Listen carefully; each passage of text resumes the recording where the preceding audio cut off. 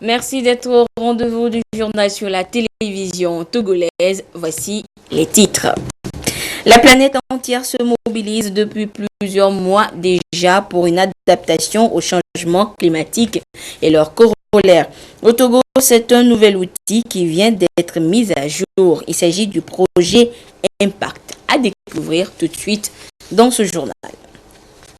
11 mois après leur lancement officiel, où en sont les travaux d'aménagement du 4e lac de Lomé? Eh bien, ils sont exécutés à 45%. C'est ce qui ressort de l'inspection de la délégation de la direction de l'assainissement.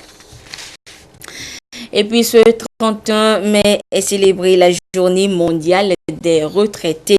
Au Togo, l'heure était aux échanges entre les anciens travailleurs sur l'amélioration de leurs conditions de vie.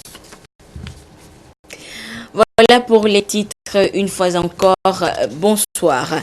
Direction maintenant le palais de la présidence de la République, où le chef de l'État a reçu la directrice du Centre régional des Nations Unies pour la paix et le désarmement. En fin de mission au Togo, Madame Olatokunbo Ige est allée faire le point de ses activités dans notre pays au chef de l'État et surtout saluer les actions du président de la République qui ont permis de fournir une assistance à l'échelle régionale aux pays en conflit. Nous l'écoutons au micro de Silver Abdou. Je suis à la fin de mission en tant que directrice du Centre des Nations Unies pour la paix et le désarmement. Donc, compte tenu de la fait que le Togo est notre pays hôte, je suis passée pour dire au revoir au chef d'État au nom de à mon nom propre et de remercier le gouvernement et le peuple togolais pour tout ce que vous avez fait pour le centre. Le centre reste toujours reconnaissante pour tout ce que le Togo fait pour accueillir et pour le garder ici et pour l'aider aussi avec les autres pays africains. Parce que, comme vous le savez, les questions de désarmement en Afrique restent préoccupantes. Nous n'avons pas trouvé ce qu'on peut dire une solution totale. Il faut toujours être en discussion et en négociation avec les États membres pour le soutenir pour toutes les actions que nous avons à mener selon notre mandat. Très récemment, le Togo même s'est lancé avec nous dans un projet pour le marquage des armes du gouvernement et aussi le reste des armes des civils. Et pour nous, c'était déjà une bonne démarche et un bon signe parce que nous avons un exemple aussi à partager avec les autres pays maintenant par rapport à l'importance du marquage des armes pour prévenir la fuite des armes et pour que les armes ne retombent pas dans les mains des terroristes ou des malfaiteurs. Et Madame Ige s'est ensuite rendue chez le président de l'Assemblée nationale. Avec Daman Dramani, il a également été question de féliciter notre pays, le Togo, pour son implication dans le processus de préservation de la paix dans la sous-région. Je vous le disais en titre, un nouveau projet pour aider à l'adaptation ou à la lutte contre les changements climatiques vient de voir le jour à Lomé. Dénommé Projet Impact et financé par l'Allemagne, le dit projet va s'exécuter dans 11 pays en Afrique, dans les Caraïbes et Pacifique pour une durée de 3 ans.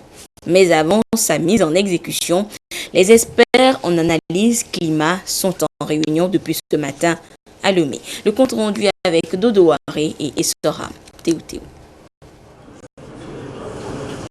Les pays d'Afrique de l'Ouest sont moins pollueurs mais connaissent les affres des changements climatiques.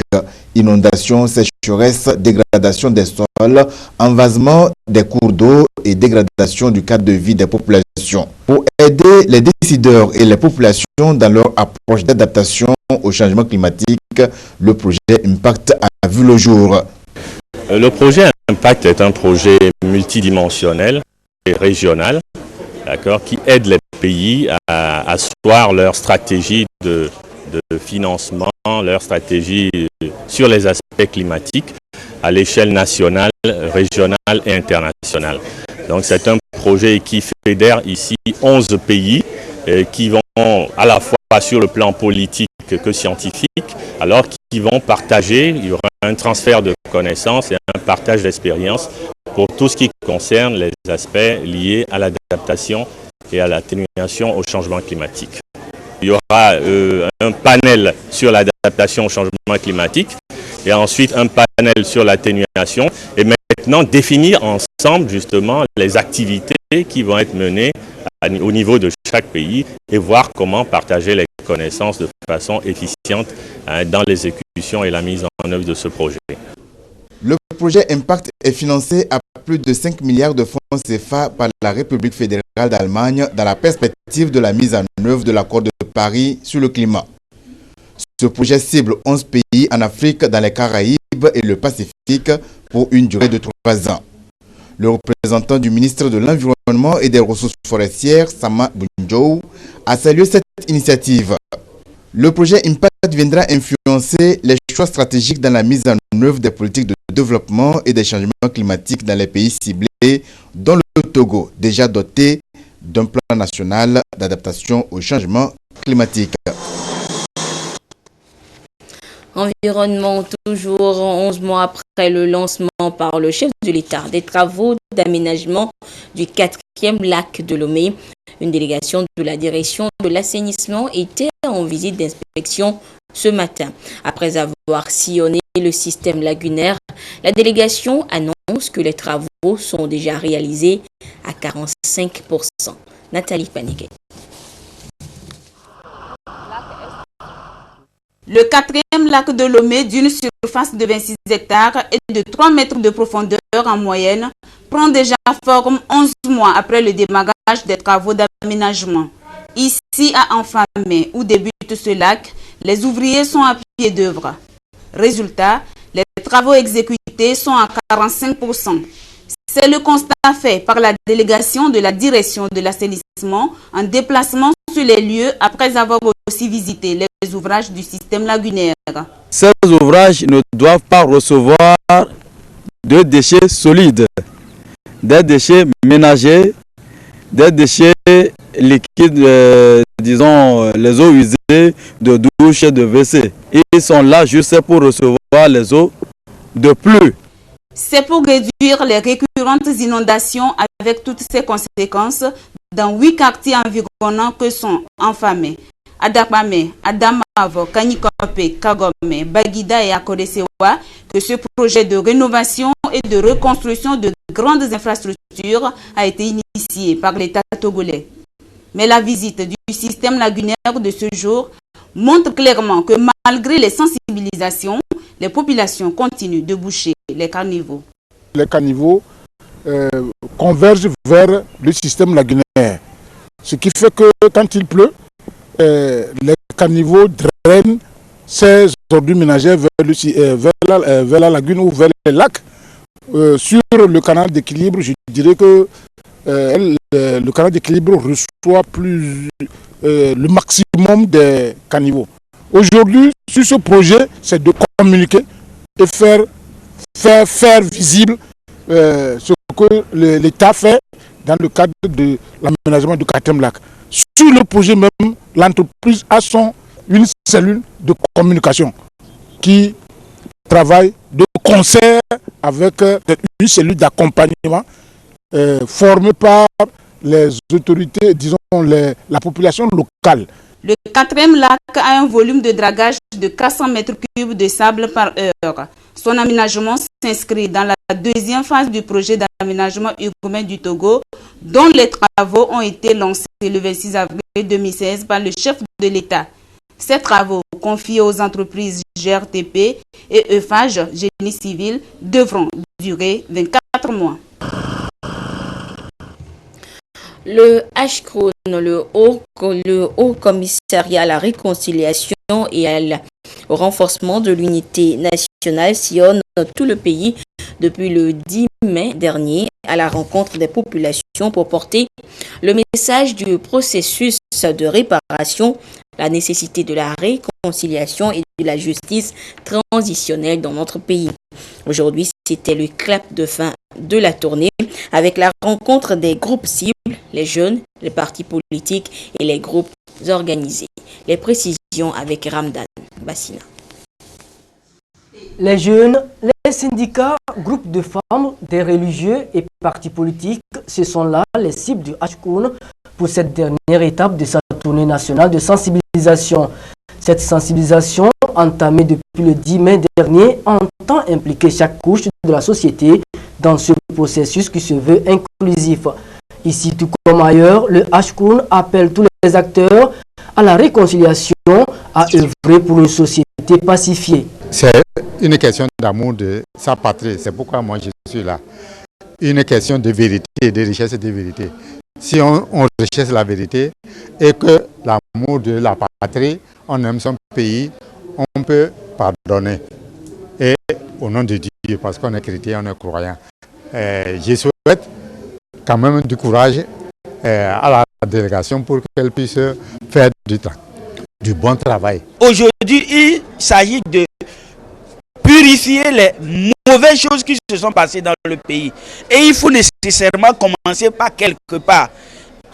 D'où la nécessité d'interpeller les acteurs religieux, les acteurs traditionnels, les musulmans et autres. La recommandation 35 de la CVJR donne quand même une certaine opportunité à toutes les victimes qui n'ont pas pu faire des dépositions à la CVJR de pouvoir aller se faire entendre, et il est permis au HCRON de se baser sur des critères objectifs pour voir si certaines victimes peuvent être encore ajoutées à la liste existante.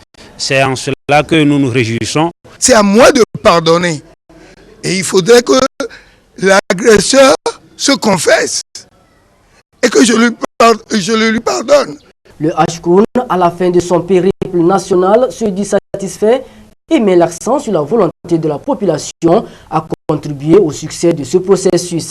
C'est une satisfaction générale. La tournée vient de se terminer. C'est exprès qu'on l'a bouclé par baie. L'étape de baie était nécessaire. Et là, on a eu un accueil des plus chaleureux. Le message est passé. Et c'est déjà une victoire de plus. Prochaine étape, celle de la purification avant les indemnisations des victimes, telles que recensées et reconnues par la CVJR. Le marché commercial mondial est marqué de nos jours par une rude compétitivité. Pour permettre donc aux acteurs togolais de s'y tailler une place de choix, une stratégie est en cours d'élaboration. Il s'agit d'un rapport d'études diagnostiques d'intégration du commerce. Les précisions avec Christine Pichikialoute. Depuis 2010, le diagnostic des contraintes qui limitent l'essor du commerce au Togo a été réalisé à travers l'étude diagnostique pour l'intégration du commerce EDIC. 7 ans après, il est apparu nécessaire de l'actualiser puisqu'elle n'avait pas pris en compte certains défis comme le e-commerce, le genre et la préservation de l'environnement. Le rapport provisoire de la mise à jour de cette étude est soumis à l'appréciation des différents acteurs concernés. Pour pouvoir exporter, il faut respecter rigoureusement les normes. Donc l'étude a fait ressortir donc, la faiblesse à certains niveaux et que ces faiblesses seront corrigées à travers donc, la matrice d'action qui sera issue de cette étude. Notez également certains points forts. Vous savez, le commerce a élaboré des projets qui sont financés par les différents bailleurs. La réalisation de l'étude diagnostique pour l'intégration du commerce se situe dans la logique du cadre intégré renforcé qui veut faire du commerce un outil de croissance et de réduction de la pauvreté. L'étude diagnostique d'intérêt du commerce est un outil important pour aider les pays moins avancés d'identifier les obstacles liés au commerce, de faire une sorte que le pays PMA puisse utiliser le commerce comme un moteur de développement. L'étude se veut également un outil de planification pour l'intégration de la politique commerciale dans les autres secteurs d'activité.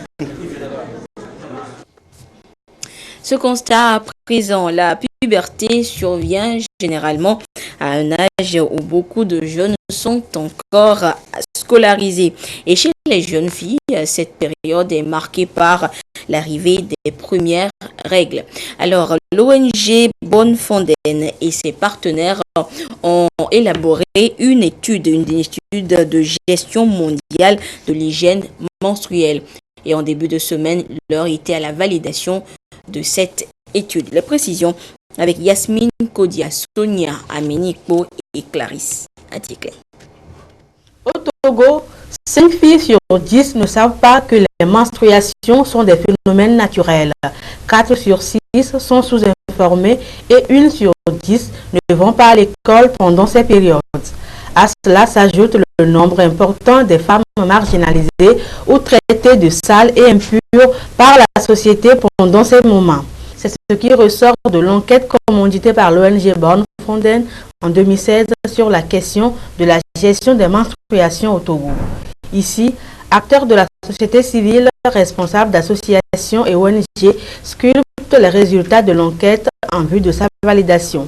La jeune fille qui n'est pas préparée, elle est choquée la première fois et elle ne s'est pas bien préparée mentalement. Elle n'est pas bien accompagnée peut-être par ses consoeurs et ses mères parce qu'on n'en parle pas. Ainsi, on pourrait aussi associer les hommes pour qu'ils enlèvent de leur tête les interdits de ne pas se faire préparer à manger par une femme qui est en train d'avoir sa menstruation. Nous sommes déjà très impliqués avec les clubs de jeunes et avec l'éducation à la santé sexuelle et reproductive. Donc, je pense que déjà là, on doit améliorer nos outils de communication et d'image ou d'autres que les enfants eux-mêmes peuvent aussi utiliser entre eux, les jeunes filles entre eux, les garçons aussi, parce qu'ils doivent aussi savoir ce qui se passe. Les menstruations sont un élément naturel qui intervient chez les filles en âge de procréer. Cependant, la question des menstrues reste encore un tabou dans les sociétés. En cette période de la célébration en différé de la première édition de la Journée mondiale de l'hygiène menstruelle au Togo, l'accent est mis sur la communication au sein des structures à la base afin de lever le voile et de briser le silence sur la problématique au Togo. Ce 31 mai, les retraités sont à l'honneur de par le monde. Au Togo, c'est une occasion toute ouvrée par les anciens travailleurs du secteur public comme privé de se retrouver et échanger sur l'amélioration de leurs conditions de vie. Le compte rendu avec Tabitha Akapo et Patrice Boucan. Une marche depuis le Palais des Congrès a conduit les retraités du Togo au ministère de la fonction publique. C'est à l'occasion de la célébration de la 19e édition de la Journée nationale des retraités du Togo. Il s'agit pour ces retraités venus de toutes les préfectures du Togo, tous secteurs confondus, d'appeler les autorités à plus de solidarité à leur égard pour leur mieux-être. Nous voulons qu'on améliore la situation des veuves. Nous voulions que les pensions soient revues à la hausse. Nous voulons un meilleur contact avec les autorités qui nous gouvernent. Nous voulons participer à toutes les commissions de prise de décision parce que nous avons préparé ces états avant d'aller à la retraite. Pour le ministre Gilbert Baura de la fonction publique, malgré les efforts du gouvernement à l'endroit des retraités, beaucoup reste à faire. nous avons connu une période où les pensions de retraite n'étaient même pas payées. Eux-mêmes, ils ont souligné qu'aujourd'hui, leurs pensions sont payées régulièrement et à date. Bien entendu, on peut améliorer la situation. La question des indemnités de départ à la retraite figure également dans la plateforme revendicative des centrales syndicales de notre pays. Cette question fera l'objet d'un examen minutieux et approfondi. Cela ne signifie pas qu'il y a les moyens aujourd'hui pour répondre positivement et favorablement à la situation qui existe.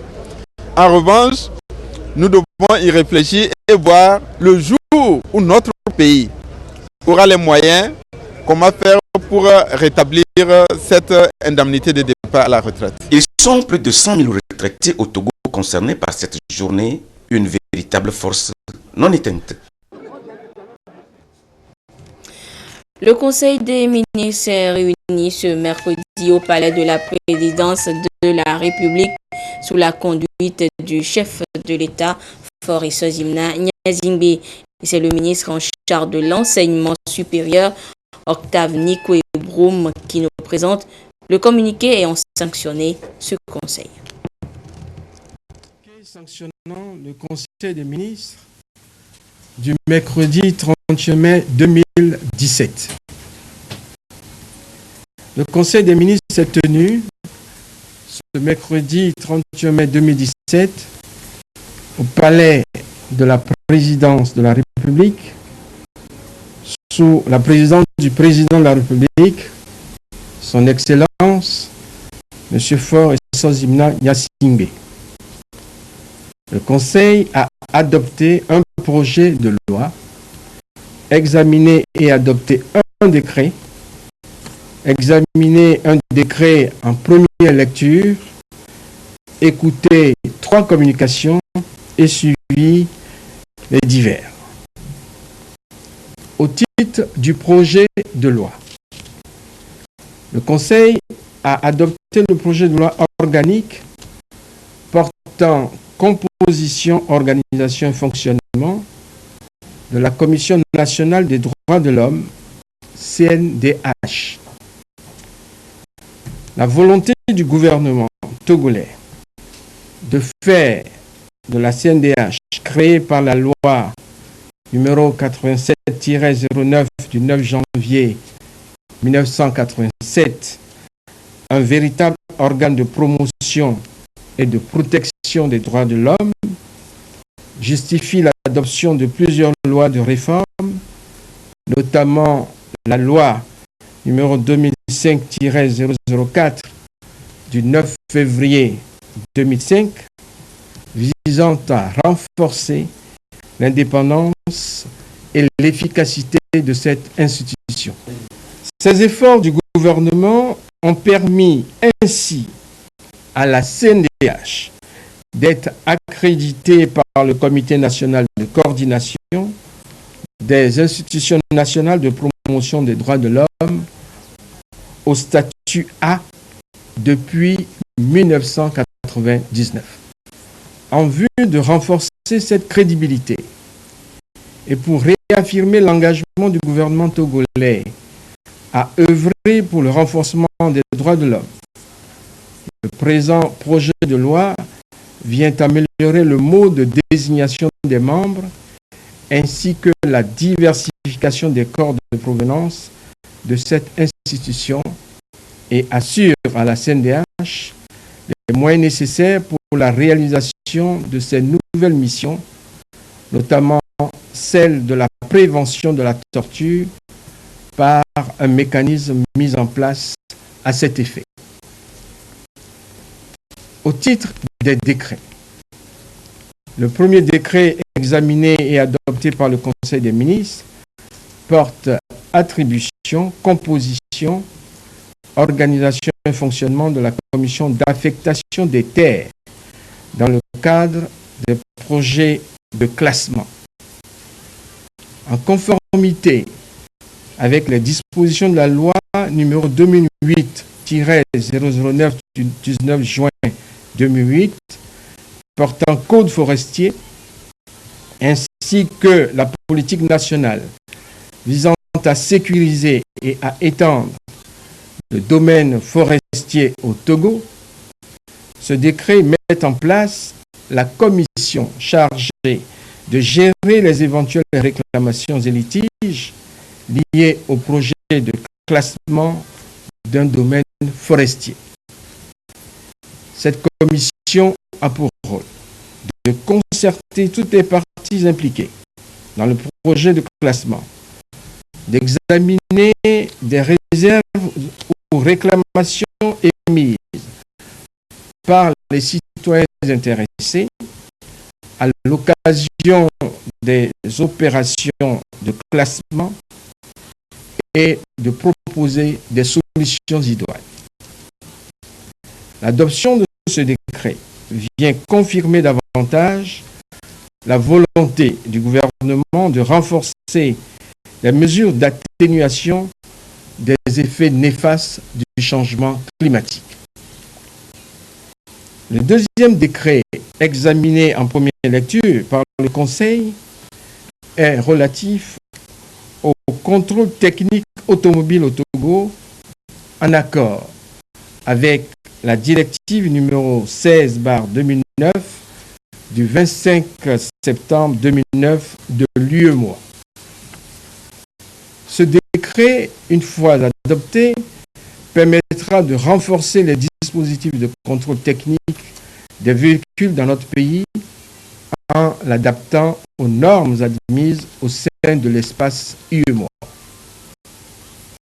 Au titre des communications, la première communication présentée par le ministre des Postes et de l'économie numérique est relative au processus d'attribution de licences à des fournisseurs d'accès Internet conformément à l'accord donné par le gouvernement d'attribuer 2 nouvelles licences afin de promouvoir la qualité et la compétitivité dans les prix au profit des usagers.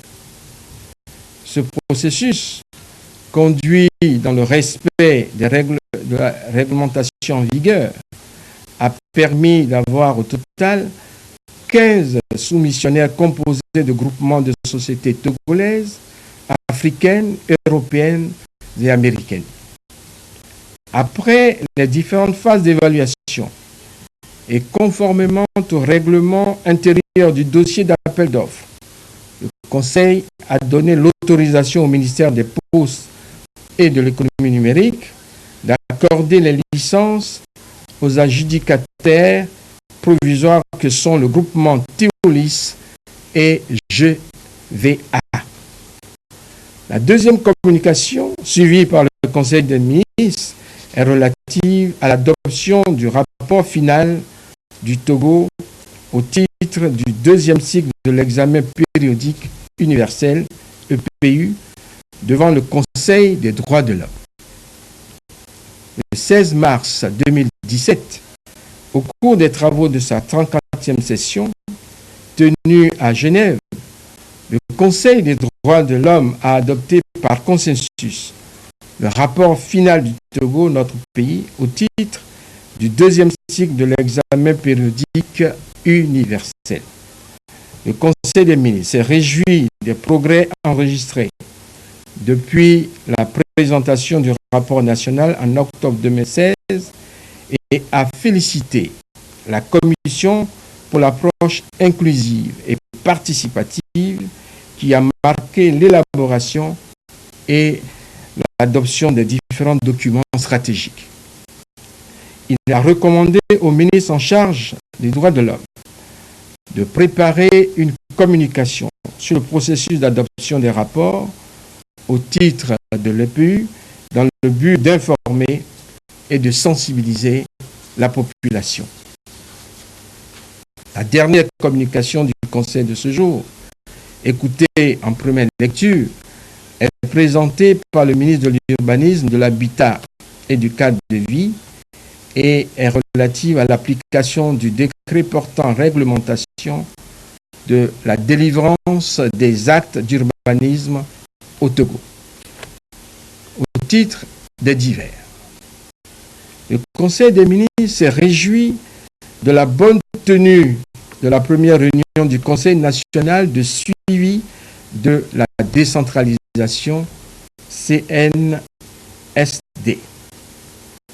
Cette réunion a donné l'occasion aux participants de se pencher, entre autres sujets, sur la création des communes, le transfert des compétences, le financement de la décentralisation, la question de la parité hommes-femmes sur les listes électorales des prochaines élections locales, la nécessité d'accélérer le processus afin d'aboutir dans les meilleurs délais à l'organisation effective de ces élections.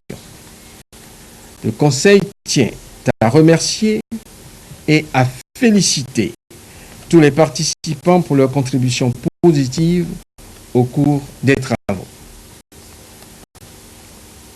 Le ministre de l'Environnement a rappelé à l'attention de toute la population que demain, jeudi 1er juin 2017, sera célébré sur toute l'étendue du territoire national la journée de l'arbre. À cet effet, le gouvernement invite tout un chacun à s'acquitter du devoir de planter un arbre.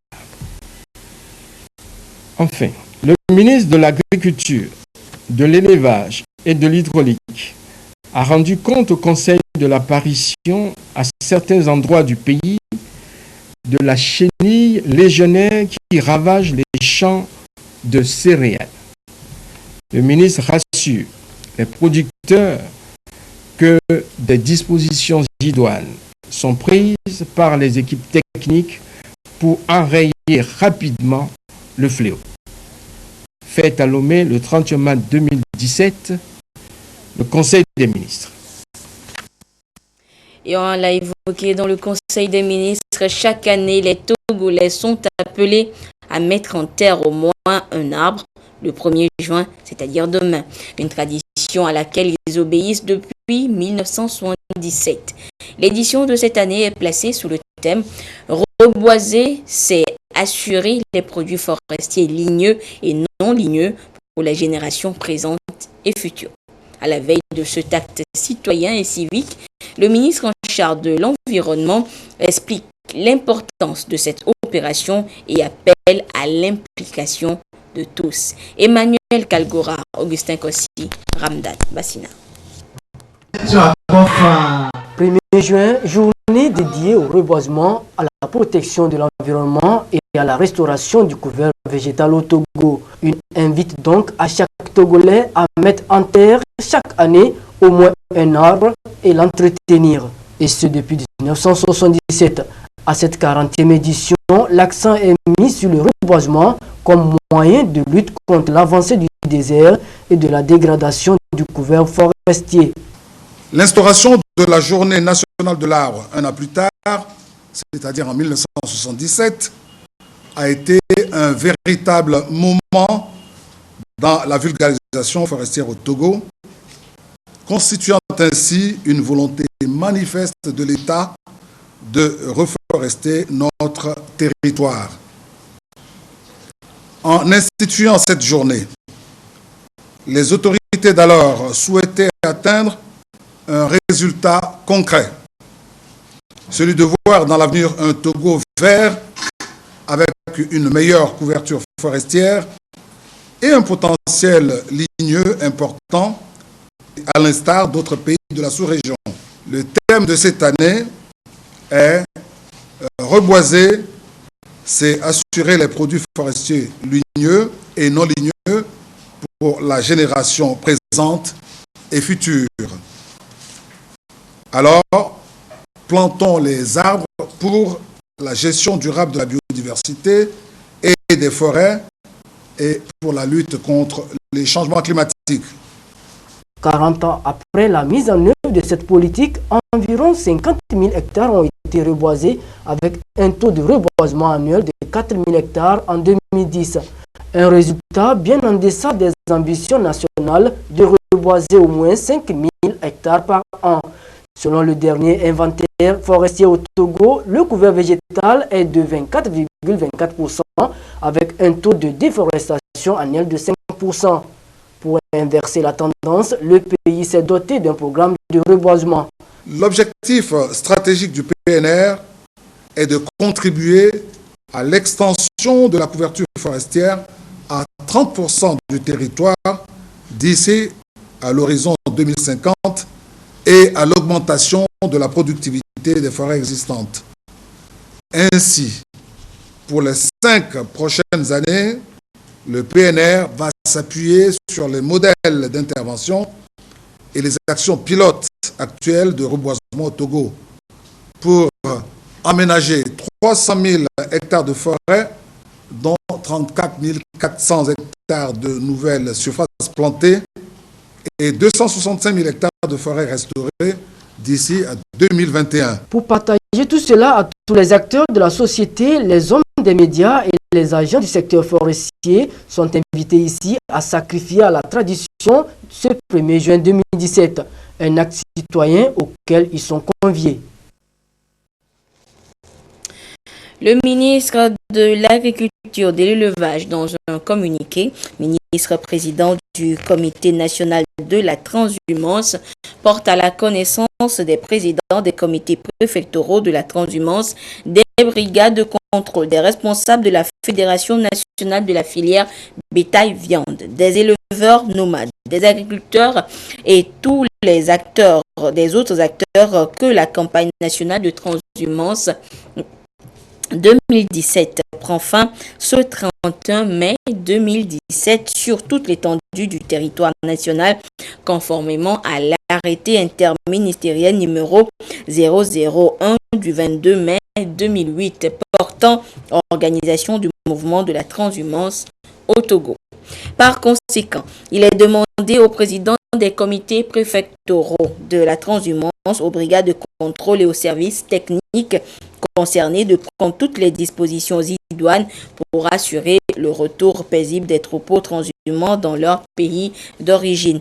Le ministre en charge de l'élevage compte sur le civisme de tous les acteurs impliqués dans la gestion de la transhumance pour le respect scrupuleux de la présente disposition. Et dans un tout autre communiqué, le ministre de l'Agriculture informe la population que la campagne agricole 2016-2017 a été essentiellement marquée sur le plan phytosanitaire par une invasion inhabituelle de chenilles légionnaires faisant des dégâts importants sur les cultures de maïs au Togo comme dans d'autres pays de la sous-région ouest africaine. Depuis le début de la nouvelle campagne 2017-2018, il est déjà signalé la présence de ces chenilles sur les semis de maïs et de sorgho dans plusieurs localités de toutes les régions du pays. Devant cette situation, il est demandé à tout producteur agricole ayant constaté la présence de ces prédateurs dans son exploitation de s'adresser le plus tôt possible aux services techniques concernés du ministère de l'Agriculture opérant dans son milieu pour des dispositions urgentes à prendre en vue de lutter efficacement contre ces ravageurs. Le ministre de l'Agriculture attache beaucoup de prix à l'application de cette recommandation en vue de la réussite de la campagne agricole en cours. L'actualité hors du pays nous amène au Bénin voisin où la crise couvre toujours au sein de la Renaissance du Bénin, l'un des plus vieux partis du pays. Après l'exclusion du parti de Léadi Soglo, sa mère est montée au créneau lundi dernier pour dénoncer un acte qu'elle juge injuste. Pour l'ancienne première dame du Bénin, fondatrice du parti, il est contre nature de chasser le propriétaire de sa maison. Et ce mercredi, les réactions ne se sont pas faites attendre pour Georges Bada, le président par intérim de la RB. Rosine Soglo est dans son rôle de maire, mais a oublié de jouer celui de présidente du parti. Et le feuilleton se poursuit. Au Burkina Faso, c'est une nouvelle coalition de plusieurs organisations de la société civile qui vient de voir le jour, composée d'organisations ayant pris part à l'insurrection populaire d'octobre 2014.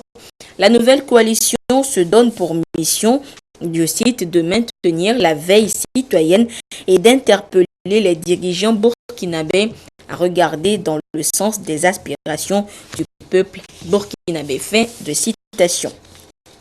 Et puis au Sénégal, à noter qu'Abdoulaye Wade est de retour dans l'arène politique après avoir fêté ses 91 ans.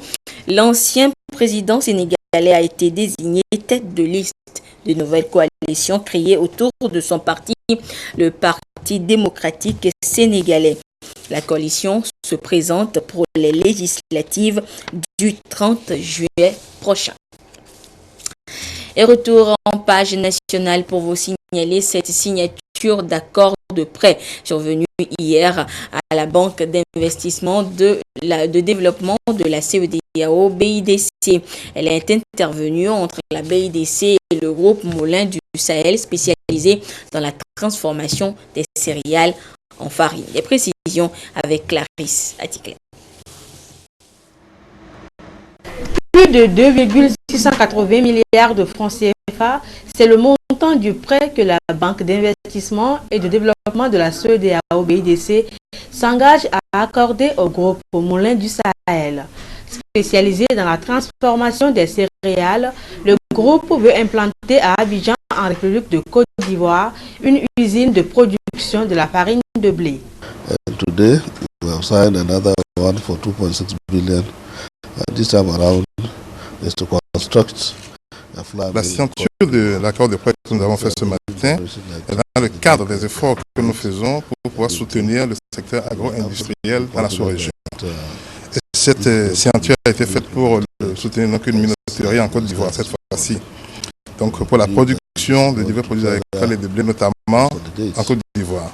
Nous sommes confiants absolument que cela aidera à lancer le secteur agro-industriel en Afrique et à consolider également les efforts qui sont faits par le